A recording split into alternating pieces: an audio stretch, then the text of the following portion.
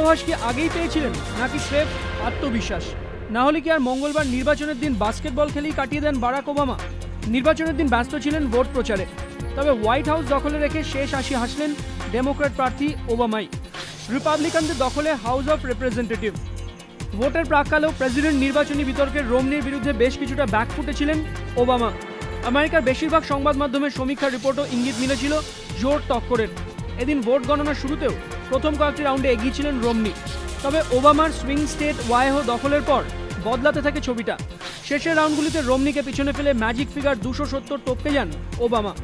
দ্বিতীয়বারের জন্য প্রেসিডেন্ট নির্বাচিত হয়ে ভোটারদের ধন্যবাদ জানিয়েছেন ওবামা। পাশাপাশি ওবামা টুইটারে লিখেছেন, আমরা একজোটে লড়েছি, একত্রে প্রচার করেছি, তারই ফসল এই জয়।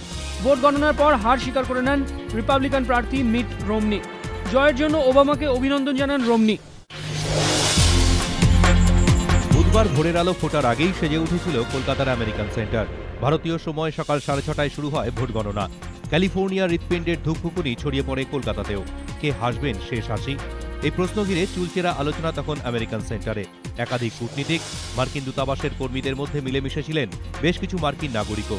উচ্ছ্বাস প্রকাশের ব্যাপারে যারা হাঁটলেন কূটনীতিকদের একেবারে ঠিক উল্টো পথে। তাই ওবামার জয় সুনিশ্চিত হতেই উচ্ছ্বাসে ফেটে পড়লেন তার সমর্থকেরা।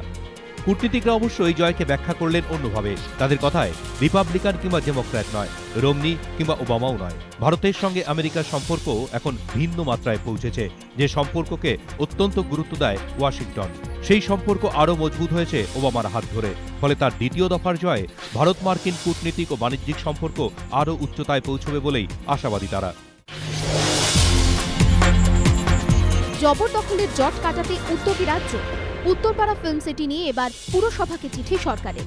জবরদখলের জেরে দীর্ঘদিন ধরেই এই ফিল্ম সিটি ঘেরার কাজ আটকে রয়েছে।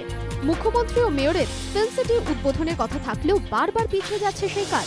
এবার সেই কাজ বর্তমানে কি অবস্থায় রয়েছে তা জানতে চেয়ে পুরসভাকে চিঠি দিয়েছে রাজ্য সরকার। স্থানীয় প্রশাসন সূত্রে খবর, এলাকায় লিজে জমি নিয়ে বেশ কয়েকটি ইটভাটা চলছে। অভিযোগ, তার জন্যই আটকে ফিল্ম সিটি ঘেরার কাজ। যদিও পুরো কর্তৃপক্ষের দাবি, আইনি লড়াইয়ে তারা জিতে গিয়েছেন, কিন্তু এখনো কাজ চলছে ইটভাটায়। ফিল্ম সিটি ঘেরার জন্য উত্তরপাড়া পুরসভার হাতে 17 লক্ষ টাকা দেওয়া হলেও এখনো সেখানে পাঁচিল তৈরি হয়নি বলে অভিযোগ। দিল্লিতে রামলীলা ময়দানে জনসভা থেকে কলকাতা ফেরার বিপত্তি। ট্রেনের মধ্যে চুরি, আর যে সে ট্রেন নয়, খোদ রাজধানী এক্সপ্রেস।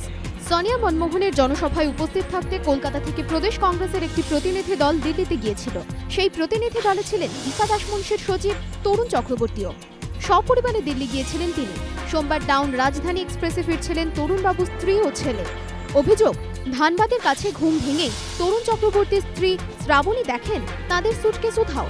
এরপর আরপিএফে অভিযোগ জানানো হয়। ট্রেন শিয়ালদায় পৌঁছানোর পর জিআরপিতে অভিযোগ জানান তাঁরা। খোদ রাজধানী এক্সপ্রেসে চুরির ঘটনায় হতবাক কংগ্রেস নেতার পরিবার।